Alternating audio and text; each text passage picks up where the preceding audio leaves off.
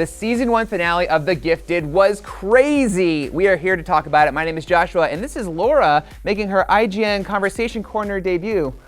Thanks, Joshua. So of course we're talking full spoilers for the finale. Let's just get right into it. Yeah.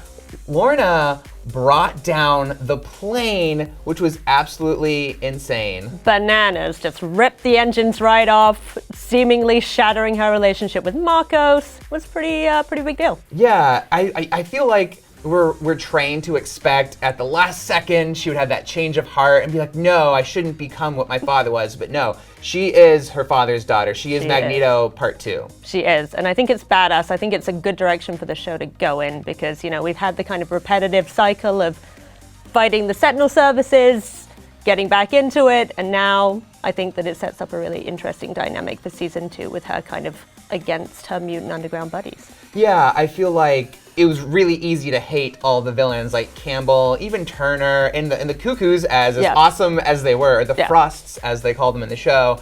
You know, it was easy to be like, okay, they're all bad, but you have someone who you've been on her side the whole season, Lorna, and now she's in her got her punk rock jacket and her dark lipstick, and now she's on the other side, and she took some mutants with her, which was just that was crazy. I guess.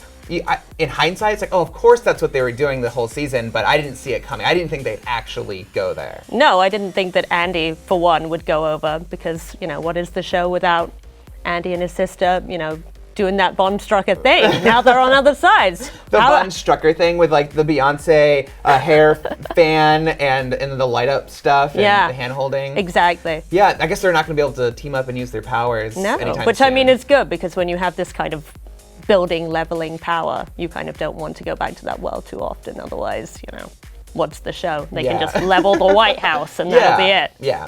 I think it's smart for them to like do this, and it really makes season 2 that much more interesting because the show, kind of had this formula to it, and I think when you really shake it up like this, it definitely like the sky's the limit for everything they could do. And you know, when they normally, again, when you're fighting like any of the bad guys that they've had in season 1, you weren't really like gritting your teeth. But now we're gonna have like brother versus sister, right? We're gonna have like lover versus lover. Oh my God, drama! Yeah. I love it, especially with Lorna being pregnant. It kind of adds a whole other dynamic to it because obviously Marcos just wants them to be a family, and Lorna's like, this is my version of family now. The stakes have never been higher, which I think is what you need going into season 2 to actually ramp it up and make it feel a little different. And the fact that they're going to be on the run, because it felt a little static in some ways. You kind of had the mutant underground base, they kind of went away from it, they came back. You kind of got stuck in that rut, that formula, like you were saying. So now we'll actually hopefully get to see them actually on the run, actually interacting with new mutants out in the world with humans. It just gives it a little bit more of a fresh feel, I think. Yeah, and you brought up that Lorna is pregnant, and that's a huge problem if you're going to be fight for the mutant underground. Yeah. Like, you have no problem, you know, using your powers on Magneto, right. But if it's Lorna who's pregnant with a baby, you're not going to like attack her. You're going to pull your punches. Yeah, how are you going to stop her from doing anything? Even on the airfield, she just threw up that barbed wire, and I don't think that was stopping any of them because they could have like melted it, broken it, hopped under it, made a portal around it or whatever. But I think they were just like, we don't want to hurt her, and so they didn't stop her from doing that. And again, just going back to that, that's crazy. That is a murderous act of mutant terrorism to which there is no going back from. Like, I know 715 is like the big mutant event where there was a lot of violence that they keep referring to in the show, but this is the new 715. We didn't see that. There's a little less, you know, visceral reaction to it because it's off screen and we're like, we're referring to it and it was bad, but this is actually one of our heroes doing, as you said, it's an act of terrorism, and it's how do you redeem her after that? Can she be redeemed? I don't know. I guess that's going to be the question. Season 2. I mean, they give Magneto a million second chances in the true. movies We and in the all comics love Magneto. Stuff. Magneto, like, he like brought like nukes up and was going to like destroy the world, and the X-Men stopped him. But then later he joined the team. So I think if he's fine. Yeah, Lorna's fine. She'll be okay. Yeah. She'll have a change of heart eventually, I would hope. Okay, so last thoughts on like what did you think of the season finale overall? I thought that it was a little slow in the first hour. It kind of, as you said, it kind of felt those repetitive beats, kind of going back to what we've seen before, the Sentinel services, the political stuff. But when they kind of got into the mutant versus mutant drama at the end. It felt like, great, this is kind of what the season should have been all along.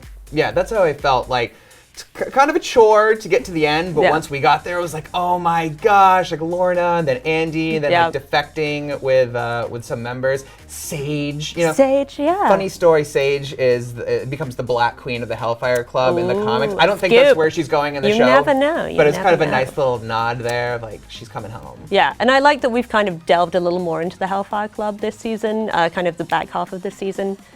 Because obviously I think Matt Nix was kind of developing a Hellfire Club. Fox was developing a Hellfire Club show as well in conjunction kind of at the same time as The Gifted, and they decided not to go with it.